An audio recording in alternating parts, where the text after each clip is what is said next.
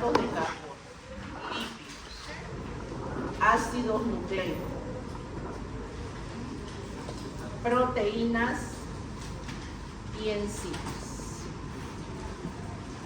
Hidratos de carbono lo vimos, empezamos, ¿se acuerdan? En pizarra antes del receso, continuamos los días del receso y terminamos ahí ese tema, todo lo que es hidrato de carbono. Ya está en plataforma, ya lo tienen los PowerPoint, tienen la teoría. Lípidos y ácidos nucleicos son los 3 temas que ya tenemos y están en plataforma. ¿Qué me interesa de lípidos? A ver, yo les había explicado y les había dicho en las clases virtuales, lo importante en el tema de lípidos es manejarla la clasificación.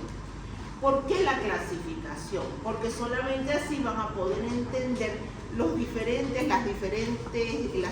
tipos de biomoléculas lipídicas. ¿Qué sucede con estas biomoléculas? Son bastante heterogéneas. Si yo hablo de un triglicérido, no es lo mismo que hablar de un colesterol. Si yo hablo de una cardiolipina, no es lo mismo que hablar de un terpeno. No es lo mismo de hablar de un plasmalógeno. Todo eso lo expliqué, yo lo vimos en las clases que hemos estado dando virtual. Pero voy a repasar la clasificación, porque la clasificación ustedes la tienen que saber de memoria. Y yo les recomiendo, para que ustedes vayan estudiando los tipos de biomoléculas, y principalmente la de lípido, agarren una hojita de papel bond, pónganle aquí tipo de lípido, clasificación, por ejemplo a lípido simple, entonces usted empieza, lípido simple, triglicéridos, y aquí le pone ubicación, función, observación, si usted ve algo que le llama la atención. Y empieza a decir aquí, ¿qué es lo que le ha llamado la atención de los triglicéridos? Se encuentran, son las grasas de depósito, se encuentran protegiendo nuestros órganos vitales, se encuentran en la palma de las manos, en la planta de los pies. ¿Qué características tiene? Son la reserva energética del ser vivo, ¿sí? Cuando nosotros dejamos de consumir hidratos de carbono, ¿a quién echa mano nuestro cuerpo? A los triglicéridos. Por último, ¿a quién le echa mano? A las proteínas. ¿Dónde se encuentran? Células adiposas. ¿Cuál es su función? Contribuyen también a regular la temperatura corporal, son de protección. Si usted quiere hilar más fino y decir que es un triglicérido, es un glicerol esterificado con 3 ácidos grasos. Listo. No es más. Todo lo que usted considere que tienen su libro, el Antonio Blanco, tienen lo que se les ha proyectado, puede leer, hacen lo mismo, ceras. ¿Qué son las ceras? Las ceras son estructuras formadas por ácido graso de cadena larga, ésteres. Se encuentran protegiendo superficies, son impermeables, podemos encontrar ceras en la materia viva, claro, la cera que recubre la superficie de los oídos, por ejemplo, donde en la naturaleza, si quieren ver, recubriendo la superficie de las hojas, etc. Función, protección, principalmente. Y de ahí colocan lípidos complejos y empieza cada uno de esos. Entonces, ¿qué corresponde la clasificación? La clasificación se divide en lípidos saponificables. ¿Cuáles eran estos? Los que contenían ácidos grasos. Dentro de los lípidos saponificables, o los se llaman así porque son estructuras lipídicas que tienen la característica de formar jabones, aquí a quienes tenemos, a los lípidos simples. ¿Quiénes son los lípidos simples? Los triglicéridos y las ceras. Segundo, otro de los lípidos saponificables, los lípidos complejos. ¿Cuáles son los lípidos complejos? Fosfolípidos,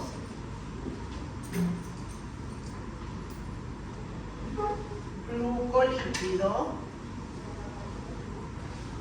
y lipoproteínas. Yo sé que esta clasificación está en su proyección, se las pasé, pero bueno, veamos, los fosfolípidos, ¿en qué se subdividían? ¿Se acuerdan? ¿Ah?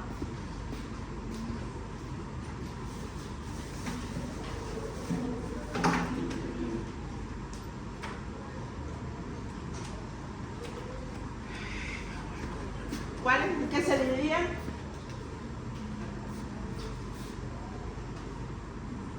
En glicerofosfolípido y esfingofosfolípidos. ¿Cuál es la diferencia entre ellos? En realidad la diferencia está en que este tiene el alcohol glicerol como parte de su estructura y este tiene el alcohol esfingol como parte de su estructura. A su vez, ¿de qué está subdividido el glicerofosfolípido? Los glicerofosfolípidos se subdividen en los que derivan del ácido fosfatídico, como cuál. ¿Se acuerdan que les dije la fosfatidiletolamina, la fosfatidilcerina, la fosfatidilinositol, etanol, amina, fosfatidil, inositol, etc. Y aquí tenemos las cardiolipinas y los plasmalones.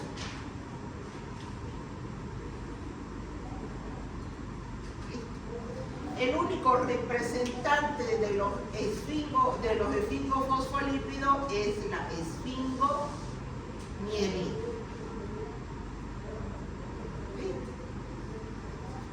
Ahora vamos a los glucolípidos. Los glucolípidos se subdividen en cerebrósidos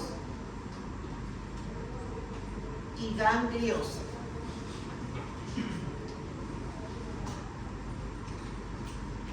Las lipoproteínas se subdividen en las de transporte, aquellas que ustedes han explicado, el perfil lipídico, llámense HDL, LDL,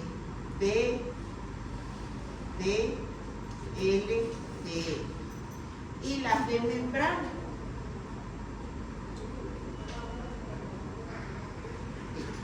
Ahí están los lípidos saponificables, los simples y los complejos. Vamos a los lípidos insaponificables. Este era el que marcaba los lípidos, este no sirve. Lípidos insaponificables. Los lípidos insaponificables son los que no tienen ácido graso como parte de su estructura.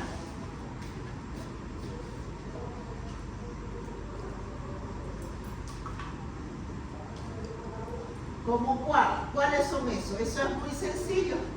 Acá están los lípidos derivados. ¿Cuáles son estos? Terpenos, esteroides y prostaglandina.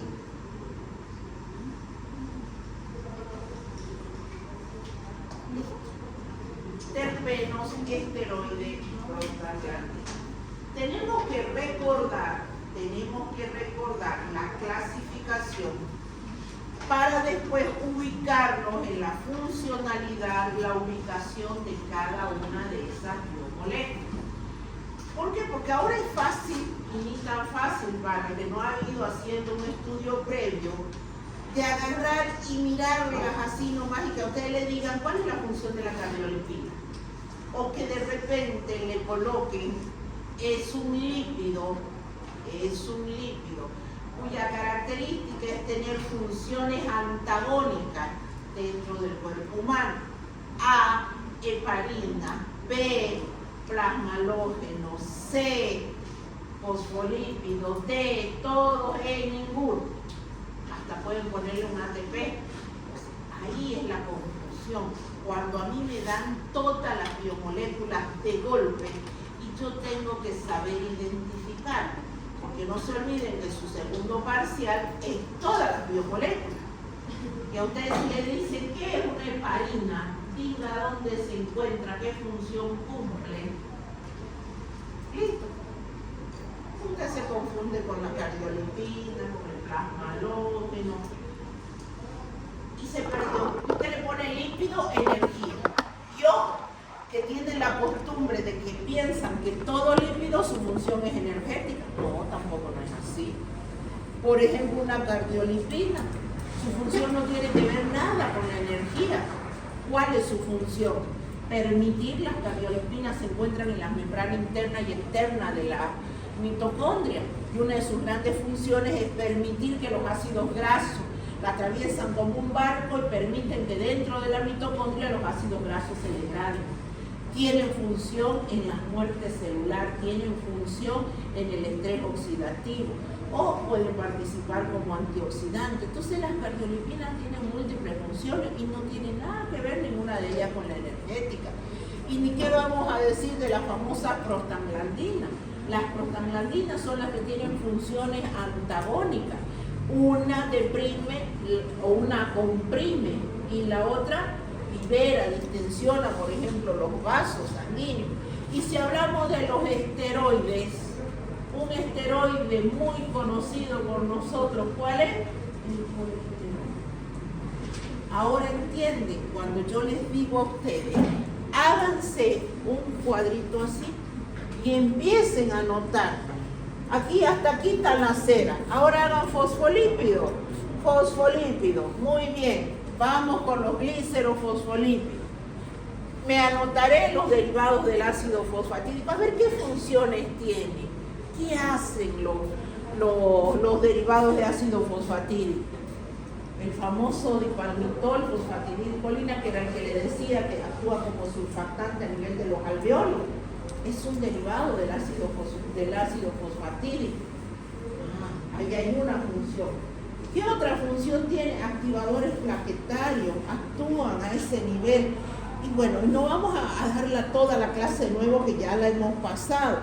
Entonces, ustedes van anotando y la intención de haberles puesto o de proyectarles una imagen o de mostrarles o dibujarles una imagen en pizarra, una estructura en pizarra, es para que usted aprenda a diferenciar entre una y otra. Y no me venga a decir que un triglicérido es lo mismo que un monosacárido. Que no me diga que un ácido nucleico es lo mismo que un nucleótido. ¿Está claro? ¿Está bien? Entonces no es que este nos proyectó en hidratos de carbono la familia de las aldosas y la familia de la cetosa. Me la tengo que aprender todas esas estructuras. Créame que no, porque usted no está estudiando la carrera de bioquímica. Si estuviera estudiando la carrera de bioquímica, estaría repasando a muerte, porque seguro que le diría que esquematice. Pero no, pero sí, no me vaya a decir usted que una bulosa es un aminoácido. Que no me vaya a confundir un ATP con un ácido nucleico. ¿Está claro? ¿Está bien? Identifiquemos, la bioquímica es la composición de los compuestos químicos en la materia viva. Ustedes están estudiando el ser humano, entonces lo menos que tienen que saber cuáles son esos compuestos químicos. Y aquí están los lípidos, su clasificación. Hablamos también de los ácidos grasos. Si se recuerdan, dijimos que un ácido graso no era y no queda otra manera de definir un ácido graso como una estructura anfipática que tiene un cuerpo apolar y una cabeza polar. Y estos ácidos grasos pueden dividirse, o hablamos en clase, ¿cuáles eran? En saturados e insaturados. Saturados, los que tienen entre carbono y carbono un enlace. Insaturado, los que tienen entre carbono y carbono doble enlace. Si existe un solo doble enlace, monoinsaturado. Si existen varios, poliinsaturados. ¿Cuál es? Si usted me dice ahora, ¿y cuál es la relevancia de que yo conozca esto? Hoy en día se habla bastante de los omega. Omega 3, omega 6, omega 9, viene su mamá, viene su abuela, viene su pariente y le dice, me han dicho que consuma chía, que dice que tiene no sé qué compuestos, que creo que se llaman omega, no sé, algo así. ¿Por qué tengo que consumirlo? ¿Qué son esos omega? Usted le va a decir, son unas proteínas. No pues, los omega son ácidos grasos insaturados. Y lamentablemente, y ahí viene lo lamentable, nuestro cuerpo necesita principalmente 3 ácidos grasos esenciales, por eso se llaman esenciales: linoleico, linolénico y araquidónico. El araquidónico se considera semiesencial. ¿Por qué? Porque lo podemos obtener de uno de estos fosfolípidos. Bueno, pero sigamos su libro de Antonio Blanco: linoleico, linolénico y el araquidónico. ¿Y qué tipo de ácidos grasos son esos? Insaturados, doble enlace. Entonces, ¿por qué me han dicho que consuma los omega? ¿Por qué el omega 3 y no el omega 6? El omega 3, si soy hipertenso, me va a ayudar, va a contribuir a que baje la presión arterial. Obviamente que no va a sustituir a uno de esos medicamentos, pero va a coadyuvar a la función circulatoria en mi sangre. Ayuda a disminuir los triglicéridos, el colesterol. Si no, cuando usted vaya a la farmacia, pregunte, ¿tienen omega 3? Y generalmente le dan en un envase blanco y un corazoncito se ve. Ahí a veces se ve un corazón. Y trate de consumir los omegas en envases oscuros. ¿Por qué? Miren, ahí está la parte química. Porque ¿qué son insaturados? ¿Qué es insaturado? Esto, doble enlace. Tienen dobles enlaces. ¿Y qué es lo que sucede con este doble enlace? El oxígeno lo ataca y forman los peróxidos. Y esto es dañino para el cuerpo. Le estoy dando un pedacito de las estructuras. Eso es dañino, nos hace daño al hígado, le provoca un mayor trabajo a los citocromos, es decir, no contribuye, no es bueno. Entonces, cuando usted se compre un suplemento de omega 3, procure que el envase sea oscuro, sea ámbar, sea que no permita que ingrese la luz, que no lo tenga mucho tiempo destapado, etcétera, para evitar esto, porque son doble enlaces que se atacan con el oxígeno. ¿Está claro? ¿Está bien? Bueno, lo explicamos esto lo expliqué, todo esto lo he hablado en las clases de que hemos dado virtual. Entonces, simplemente haciéndole un resumen, así rápido y veloz, de lo que eran los lípidos. De ácidos nucleicos. A ver, ¿qué de ácidos nucleicos? Ácidos nucleicos, una clase muy cortita, muy rápida, sencilla. No nos interesa la mitosis, la meiosis, eso es la parte genética. ¿Está bien? ¿Qué es lo que nos interesa? ¿Qué son los ácidos nucleicos? ADN, ARN. ¿Qué función cumplen los ácidos nucleicos? ¿Qué función cumplen?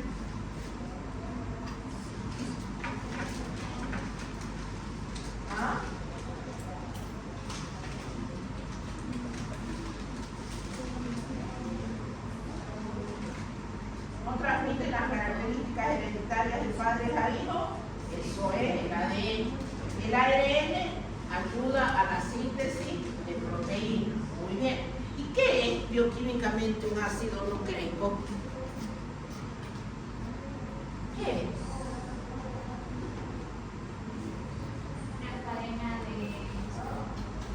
Una cadena de nucleótidos. Una cadena de nucleótidos. La polimerización de cadenas de nucleótidos. Perfecto.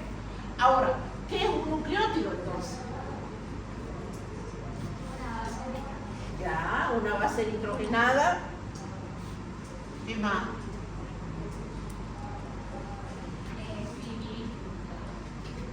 ¿Qué más? Una aldopentosa, que puede ser ribosa o desoxirribosa. ¿Y qué más? Y un ácido fosfórico. Esos son los nucleótidos. A partir de eso, cuando muchos de esos se unen, vale decir que cada uno de ustedes sea un nucleótido, todo este grupo sería un ácido nucleico. ¿Cuál va a ser? Suponiendo que, me voy a inventar esto, suponiendo que todos fuéramos varones aquí, entonces vamos a hacer un ADN. Suponiendo que todas seamos mujeres, vamos a hacer un ARN, porque los nucleótidos que forman parte del ADN no necesariamente son los mismos del ARN. Hay que saber identificar en qué varía, cuál es la variación. En que la aldopentosa del nucleótido del ADN es la 2-desoxirribosa y la aldopentosa del ARN es la ribosa. Por eso cuando decimos ácido desoxirribonucleico es el ADN, ácido ribonucleico es el ARN. El fosfato es el mismo y las bases nitrogenadas varían. En uno está el uracilo y en el otro está la timina, pero la adenina, la guanina y la citosina es la misma. ¿Estamos de acuerdo? Esas son las bases nitrogenadas. Ahora, muy diferente es que en un examen me pregunten, mencione 2 nucleótidos y su función. Si me dicen, mencione 2 nucleótidos y su función, no le voy a colocar ADN y ARN. Por más que usted grite y me diga, ¿pero acaso los nucleótidos no forman parte del ADN y del ARN? Sí, claro, pero los nucleótidos por sí solos cumplen funciones. Dicho de otra manera, cada uno de ustedes, un nucleótido, forman parte de esta biomolécula que se llama bioquímica médica. Y solamente hacen eso, venir aquí a la universidad y cursar esta asignatura. No puede. Cursan otra asignatura, trabajan algunos, es decir, cumplen funciones diferentes. Entonces, los nucleótidos pueden formar parte de una macroestructura como el ADN o el ARN. ¿Pero qué puede ser? Pueden cumplir funciones. Ejemplo, el adenosil trifosfato. ATP es un nucleótido. ¿Qué función tiene? Energética. GTP, guanosil trifosfato, es otro nucleótido. ¿Qué función cumple? Energética. El AMP, o como ustedes lo conocen, AMP cíclico, ¿qué función cumple? Mensajero. Muy bien. Otro, la nicotidamida adenindinucleótido, NAT, conocido como NAT. Esa es una coenzima que ayuda a la actividad de las enzimas. Bueno, ahí les he dado como 4 ejemplos. Entonces, cuando usted se le pregunte, mencione 2 nucleótidos y su función, no diga pues ADN y ARN. ¿Esos qué son? Ácido nucleico. ¿Está claro? Entonces, a eso fue que nos basamos la última clase que les di de ácidos nucleicos. Y les coloqué al final, simplemente para información de ustedes, porque ustedes me dirán, la asignatura no es virología, pero nos puso algo de virus, del COVID famoso, simplemente para que vean que las estructuras ADN y ARN no solamente forman parte del cuerpo humano como sí, sino de agentes o de antígenos, como pueden ser virus, bacterias, etcétera. Y bueno, y hemos pasado recién una pandemia y lo mínimo que ustedes deberían conocer al famoso SARS-CoV-2. ¿Está bien? Bueno, hasta ahí un repaso general, hidratos de carbono, lípidos y ácidos nucleicos. Vamos con proteínas. ¿Alguna consulta, alguna duda? Muy bien. Proteínas. ¿Qué nos interesa aquí? Lo que nos interesa en este tema es que ustedes salgan identificando qué es un aminoácido, qué es un péptido y qué es una proteína. 3 cosas: aminoácido, péptido y proteína. No vamos a confundir. Si a mí me dicen la oxitocina, la angiotensina 1, la angiotensina 2, la vasopresina, ¿son proteínas? No. No es que eso lo estudiamos en el tema de proteínas, no, pero son estructuras peptídicas. La glicina, la valina, aunque se le diga nombre, 2 aminoácidos y su función. Y usted me diga hemoglobina, mioglobina. Mal. Esas son proteínas. Anómbreme 2 aminoácidos y su función. Ahí tenemos la glicina, la valina, la isoleucina, el ácido glutámico, etcétera, etcétera. Entonces, vamos a diferenciar aminoácido de péptido y péptido de proteína. Entonces, vean, las proteínas constituyen del peso seco del cuerpo humano, el 50% es proteína. Vale decir, si usted le quita ese 60-80% de agua a su cuerpo y quedara solo lo seco, 50% es proteína. Es bastante. ¿Por qué? Porque las proteínas cumplen múltiples funciones y son sintetizadas a partir de 20 aminoácidos. Y aquí decimos 20, son sintetizadas a partir de 20 aminoácidos. Me ha tocado años anteriores que alguna vez un estudiante que hace una lectura previa me dijo, encontré en internet que decía 22 aminoácidos. Entonces uno como que queda, uy, ¿en qué momento me quemaron los libros y me lo cambiaron a 22? Voy a revisar bibliografía, le digo, pero no, hasta donde yo sabía, los aminoácidos son 20. El título decía, 22 a 24 aminoácidos formadores son capaces de formar proteínas. Pero resulta que de estos 20 existen derivados, como por ejemplo, del ácido glutámico tenemos la glutamina, de la cisteína tenemos la cistina. Entonces son derivados, pero realmente los formadores de proteínas son 20. Si usted me encuentra por ahí, no, es que yo leí que habían 2 más, la cisteína, son los derivados de los originales. Ahora, ¿qué es lo que pasa con las proteínas? Las proteínas hay que tener en cuenta lo siguiente: existe una estrecha relación entre la estructura y la función. Esto es importante en las estructuras proteicas. Cuando hablo de una proteína, tengo que establecer su estructura. Esa estructura me define la funcionalidad de la proteína. Vale decir, y este es el ejemplo que siempre les doy porque ustedes lo conocen, no es algo que no conozcan. Los glóbulos rojos contienen una proteína que nosotros conocemos, que es la hemoglobina, ¿sí o no? Muy bien. ¿Cuánto tiempo de vida tiene un glóbulo rojo? 120 días aproximadamente. Y se dirige al sistema retículo endotelial y se rompe la hemoglobina. Me libera el hemo libera el hierro y por catabolismo origina la bilirrubina. ¿Está bien? A su vez tenemos las globinas. Las globinas son 4 cadenas. Estas globinas finalmente me liberan los aminoácidos que me van a permitir sintetizar otras proteínas, otra hemoglobina. Pero en el momento que este glóbulo rojo se rompió, nosotros no podemos dejar de tener glóbulos rojos, ¿no ven? Somos organismos aeróbicos.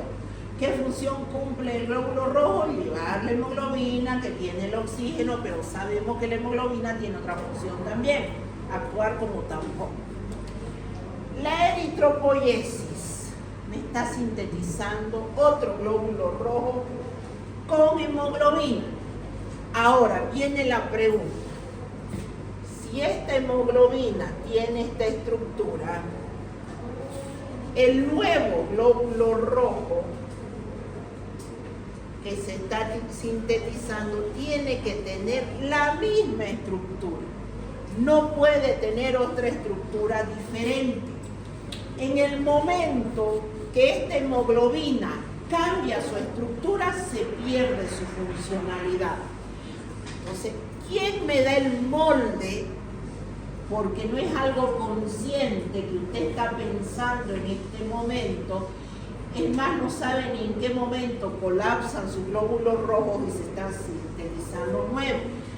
No es que dice, quiero que las hemoglobinas que se sinteticen tienen que ser idénticas a las que se perdieron. ¿No? Su cuerpo automáticamente, así como cuando un equipo va sellando billetes, salen los mismos. Y si por ahí la máquina me saca un billete diferente, ¿circula ese billete? No. Dicen que es falso, ¿no? Bueno, en este caso, la estructura tiene que ser igual. ¿Quién da el molde? Aquí hay 4 cadenas de globina, 4 cadenas polipeptídicas. Cada cadena tiene de 140 a 150 aminoácidos, cada cadena de globina. Estos 20 aminoácidos se alternan y sintetizan la hemoglobina. Ahora la pregunta, ¿quién da el molde para sintetizar esa proteína? ¿Quién le dice a mi cuerpo, este aminoácido tiene que ir al lado de este, al lado del otro? ¿Quién? El ADN. El ADN tiene el código genético, el molde que me establece para sintetizar cada proteína de mi cuerpo, cada una.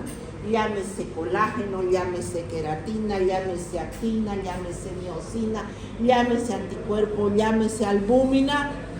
Mi ADN tiene el molde para que se sintetice. Pero ¿qué pasaría si este molde viene fallado? Aquí falló. O yo no tengo los aminoácidos necesarios para sintetizar esa proteína, para sintetizar esa estructura. ¿Qué pasa? Se sintetiza, agarra y dice mi cuerpo, ya, aquí le falta la lisina, no hay problema, sustituyámoslo por la valina. No se sintetiza, listo, se acabó, no hay la proteína. Por ende, se pierde la funcionalidad. ¿Por qué creen que se habla tanto de consumir colágeno? No es porque, estoy consumiendo el colágeno y ese colágeno se va a ir a mis tendones, ese colágeno se va a ir a mi tejido de mi piel para verme más joven. No, quítenle el mito a las abuelas, que se compran así hasta 300 pesos los colágenos. Esto es para verme más joven. Mentira. Solamente, ¿qué es eso? Usted cuando toma el colágeno, suponiendo, haciendo de cuenta que es el colágeno, ¿qué le pasa en el estómago? Se rompe. En el estómago las proteínas se rompen. Entonces te dicen, pero ¿y por qué entonces lo venden? No, lo que se libera en realidad, ¿qué necesito para sintetizar el colágeno? Los aminoácidos. Prolina, hidroxiprolina, glicina, son los aminoácidos, pero aparte de eso necesito a alguien que lo potencie, la vitamina C. Bueno, pero aquí viene el pero. Lamentablemente viene lo lamentable. Nuestra máquina formadora de colágeno, a los 25 años, para las que están próximas, se va lenteando, se va haciendo más lento. Entonces usted va a mirar su foto de promoción de colegio a cuando salga de la universidad, peor después de hacer esos turnos de 48 horas, y se va a dar pena. Y va a decir, no la puedo creer. Y no corra a buscarse los colágenos, eso. Lo único que va a hacer es, bueno, claro, nutrirse, sí, seguro que sí. Pero si va pasando los años, yo una mujer de 60 años, ¿de qué me va a servir? ¿Me voy a recuperar esa lozanía? No, lamentablemente no. Sí pueda que se sintetice algo, así a regañadienta mi maquinaria, por eso están los famosos, ahora han salido los bioestimuladores de colágeno, se han escuchado. Pero llegada la hora de la verdad, la máquina pues se enlentece. Y si usted le está dando los suministros y la máquina no funciona, su cocina es a gas, nuevita su garrafa, y su cocina está fregada, ¿enciende? No enciende. Entonces ahí ¿quién entra? El cirujano plástico, ¿no ves? Ahí entra el cirujano plástico. Entonces, si fuera verdad lo del colágeno, no estarían pues los cirujanos plásticos, ¿no ves? A la vanguardia. Entonces tengamos mucho cuidado. Entonces, ¿qué me ayuda? Sí me ayuda para formar otras estructuras. Muy bien. Pero ahora vamos a la parte patológica. Ya hemos visto una parte medio chistosa, pero es real. Resulta que genéticamente yo puedo nacer con un defecto en uno de mis moldes. Y esta hemoglobina, y miren lo que pasa, de estos 140, un solo aminoácido se cambia, uno solo es diferente. Entonces, la hemoglobina que se sintetiza no es así. Resulta que se sintetiza una hemoglobina así. Genéticamente nací con ese defecto. Mis hemoglobinas no responden a las mismas estructuras de la gente común. Resulta que mi hemoglobina viene defectuosa.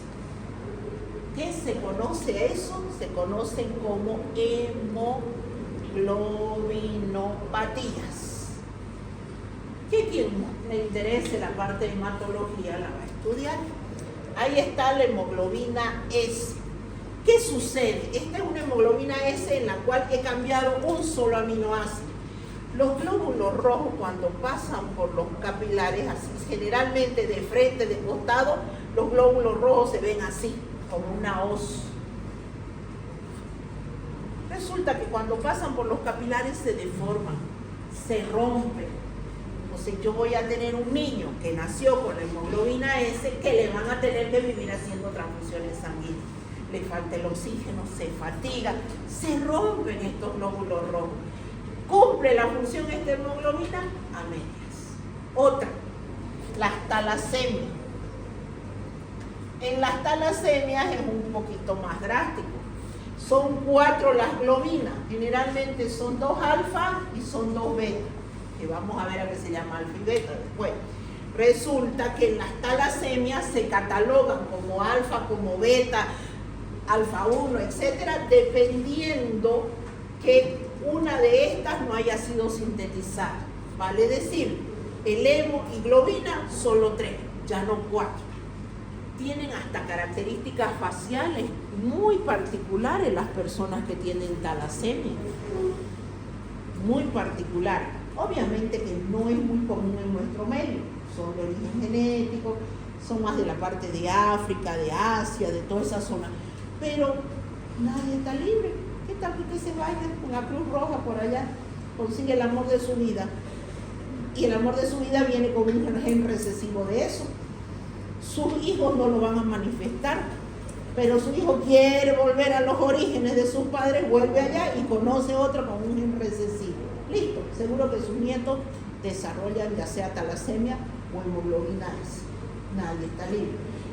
Entonces, miren ustedes, eso se llama hemoglobinopatía. Por eso es importante. El día de mañana, cuando usted se me vaya a hacer un doctorado por allá, por otro país, y de repente uno de sus temas de investigación sea el descubrimiento de una nueva estructura proteica, créame que lo que va a tener no va a decir, descubrí la proteína ZXY. Allá. ¿Qué es lo primero que le van a decir? ¿Cuál es su estructura? ¿Cuál fue los alelos, el código que dio origen a esa proteína? Por ende, ¿cuál es su función? Que es lo que le comentaba al grupo de ayer, que esto fue una de las grandes causas en la que se tumbó una investigación. Decían como todo el mundo pelea contra la obesidad, que es el mal del siglo XXI, hubo unos investigadores que decían que había un gen que codificaba una proteína que se manifestaba en la saliva de las personas obesas. Es decir, de alguna manera estaba diciendo que era característica hereditaria. El tema fue que hasta ahí todo el mundo pendiente de la investigación. La enfermedad del siglo XXI, la obesidad. Busquémosle la cura, porque es una enfermedad crónica. Busquémosle la cura. Descubrimos, por ahí lo podemos trabajar genéticamente, podemos neutralizar la proteína. Pero ¿cuál fue el siguiente paso? ¿Cuál es la estructura? Descubrimos, dice, una proteína. Muy bien, dele nombre, diga cuál es la estructura. ¿Qué función cumple esa proteína? Ahí quedó. Listo, se murió la investigación y todos los obesos seguimos padeciendo. Así de sencillo. ¿Ven? Entonces lo importante. Ahora, y usted me dice, ¿para todas se cumple lo mismo? Sí, a excepción de una. ¿Cuáles son las únicas proteínas hasta ahora que usted le puede cambiar no solo 1, 2, 3, le puede cambiar varios aminoácidos y sigue cumpliendo la función? ¿Cómo se llaman estas proteínas? Se llaman anticuerpos. Los anticuerpos son proteínas que cambian su estructura, cambian la estructura, pero siguen cumpliendo su función. Así de manera grosera, un anticuerpo son dos cadenas de esta forma, donde aquí en la parte de arriba tienen aminoácidos, esto se llama porción variable. Y este es un anticuerpo. ¿Cuál es la función de los anticuerpos? ¿Cuál es la función de un anticuerpo? Defensa. Entonces, si yo me vacuno contra la influenza, ¿qué es lo que tiene la vacuna? Antígeno, un antígeno atenuado. En muchos casos esas estructuras antigénicas son partes proteicas, son estructuras peptídicas del virus, de la bacteria, etc. Entonces me colocan en la vacuna el virus atenuado, una porción antigénica del virus, y yo desarrollo el anticuerpo. Pero resulta que como tengo que ir a hacer mi internado, ahí nomás gritan, necesita usted el de la hepatitis B. No ingresa a hacer su internado si no tiene hepatitis B. Si usted le dice, no, pero es que yo me vacuné contra la influenza, no puede. Y la hepatitis no es lo mismo. Muy bien, hace lo mismo. La porción antigénica. ¿Qué se sintetiza? Otro anticuerpo. Igual, pero en esta parte, ahora los aminoácidos son diferentes. Estos son característicos para este antígeno, para la hepatitis B. En este caso, estos aminoácidos son específicos para la influenza. Este anticuerpo, ¿qué función tiene? Defensa. Aquí cambié no solamente un aminoácido, cambié varios. Cambio la estructura, pero sigo cumpliendo la misma función. Ese es el único, como dicen, toda regla tiene su excepción, ¿no? Bueno, todas las proteínas tienen que tener su misma estructura para cumplir la función, a excepción de los anticuerpos, que se cambian grupos de aminoácidos, pero la función se mantiene. ¿Está bien? Entonces, ¿ven la importancia de la estructura de las proteínas? Bueno, entonces, ¿cuál es la unidad básica estructural de una proteína? ¿Cuál? Un aminoácido. Entonces, veamos cómo es un aminoácido rápidamente.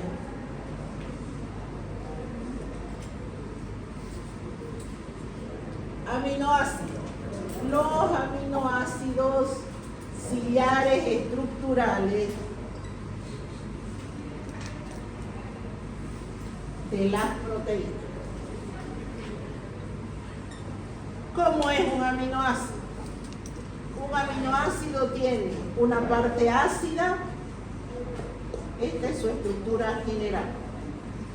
Tiene una parte ácida, que es el ácido carboxílico. Ácido carboxílico.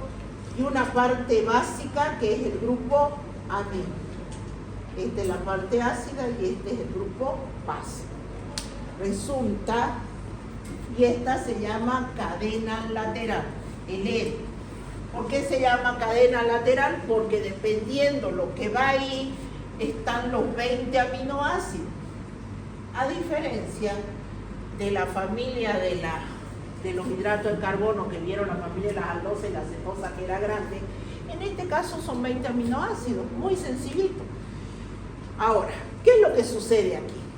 De repente, y esto es lo que me pasa principalmente con la carrera de bioquímica, que se van a internet a buscar y encuentran algo así. Vamos a ponerle el R ahí, bueno, le vamos a poner el hidrógeno. Cuando viene el hidrógeno ahí, ese es el aminoácido glicina, esa es la cadena lateral. Esto lo encuentran así. Lo pueden encontrar de esta forma también al aminoácido, así.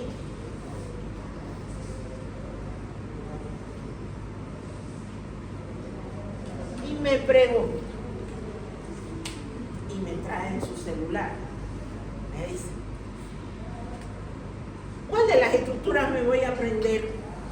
Esta, o esa que usted puso en la pizarra. Yo le digo, pero si son las mismas. No, miren, aquí está en un lado, aquí está en otro, allá está acá. ¿Cuál? ¿Cuál me voy a aprender? Y encima aparece otra, así. Sigamos con la glicina.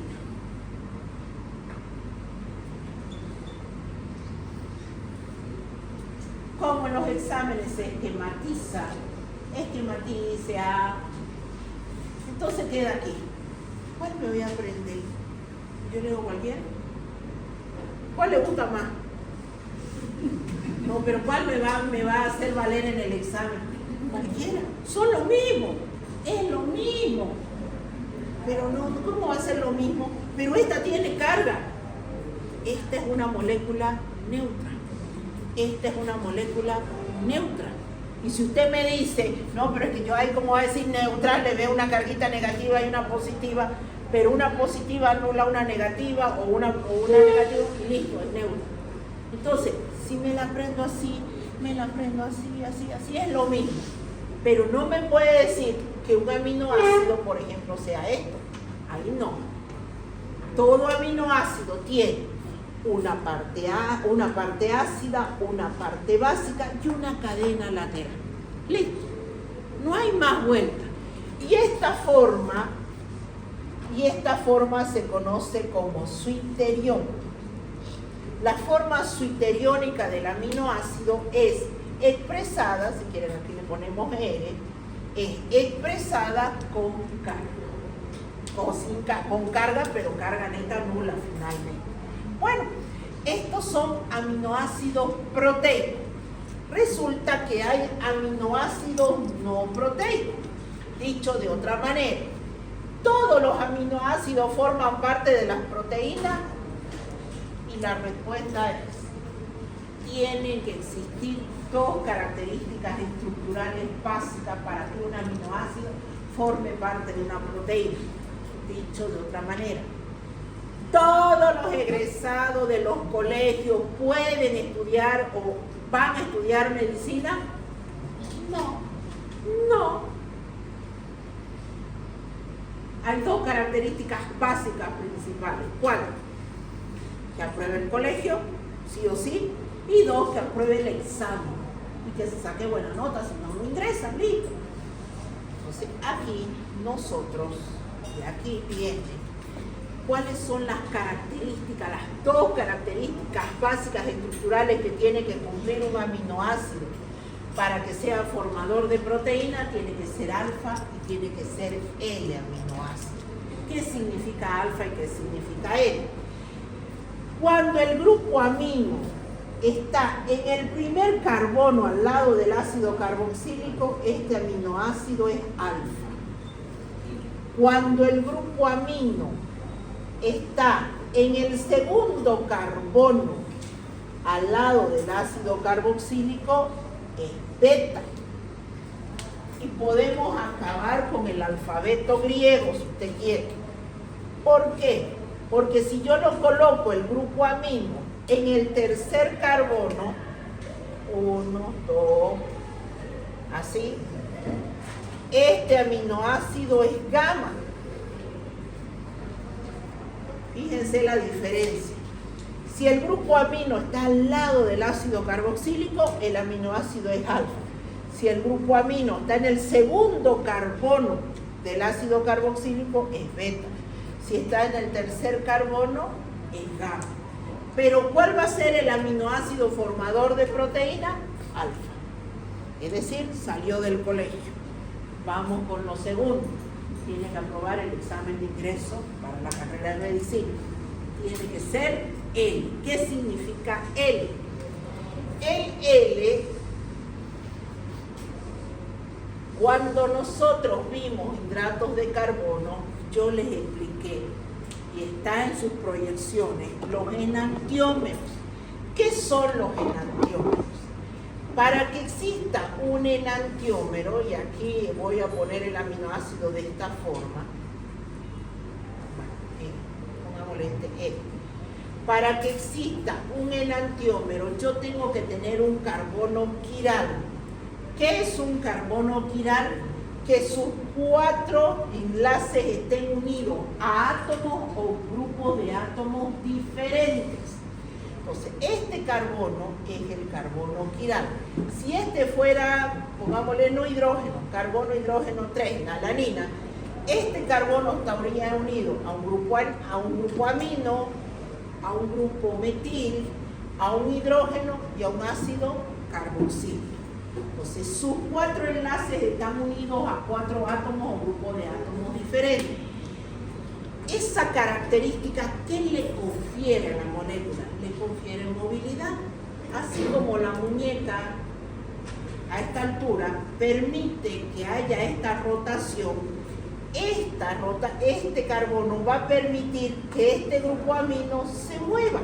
Entonces nosotros vamos a encontrar aminoácidos, cuando le sacaron foto a la estructura, encontraron aminoácidos en el cual el grupo amino estaba a la derecha y el grupo amino estaba a la izquierda. Si el grupo amino está a la derecha, va a ser D aminoácido. Si el grupo amino está a la izquierda, va a ser L aminoácido.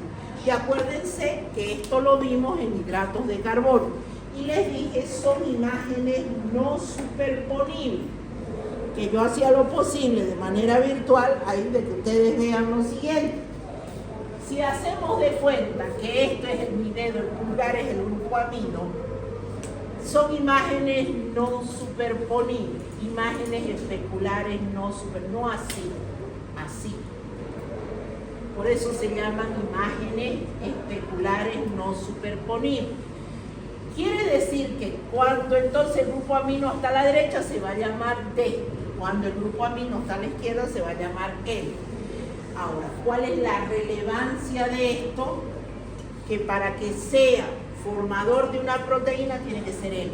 Los D no lo identifican, los L sí, alfa y L, a diferencia de los hidratos de carbono. ¿Se acuerdan cuando les estaba explicando hidratos de carbono? Yo les decía, sé que esto les va a costar, pero ¿cuál es la importancia de esto?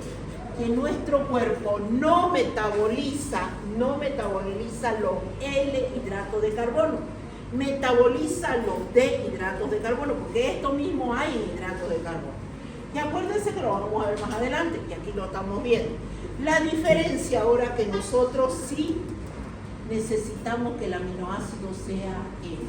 Entonces ahora cuando usted vaya al gimnasio y le ofrezca esa famosa proteína que le llaman, fíjese en la parte de atrás. ¿Qué es lo que dice? Dice L, así sale. Ahora lo va a mirar con cariño. L-glicina, L-valina, L-leucina, los que son más específicos. Porque si no, otros le dan los nombres nomás. Glicina, valina y por ahí le ponen L al final.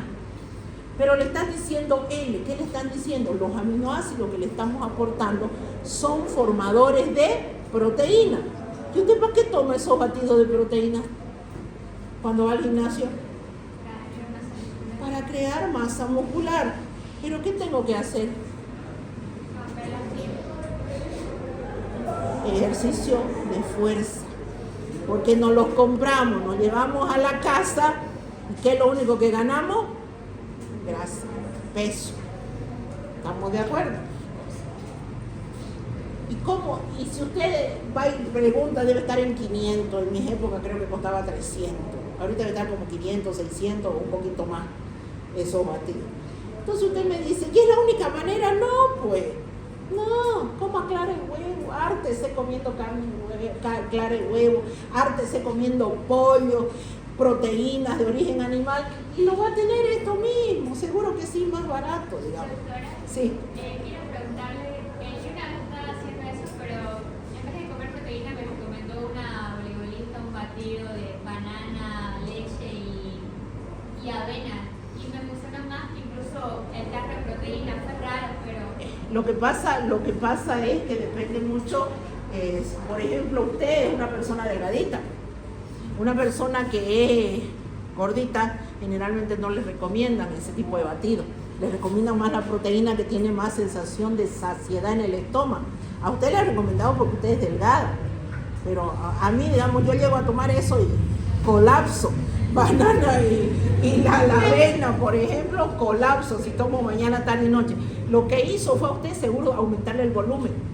Sí, Cuidado porque hay una etapa de volumen. Creo que fue quizás en el rendimiento físico que mejoró Porque es energía. hice más y se definieron aquí los músculos. Claro. Y yo comiendo proteína todos unos 6 meses y nada, no veía resultados. Sí, puede ser, lo que pasa es que su contextura es delgada, a diferencia de nosotros los gorditos, no podemos cualquier cosa. Entonces, bien, pero está claro entonces, ¿estamos yendo ahora? Sí, ya. Entonces nos quedamos ahí, alfa L, y la otra semana tenemos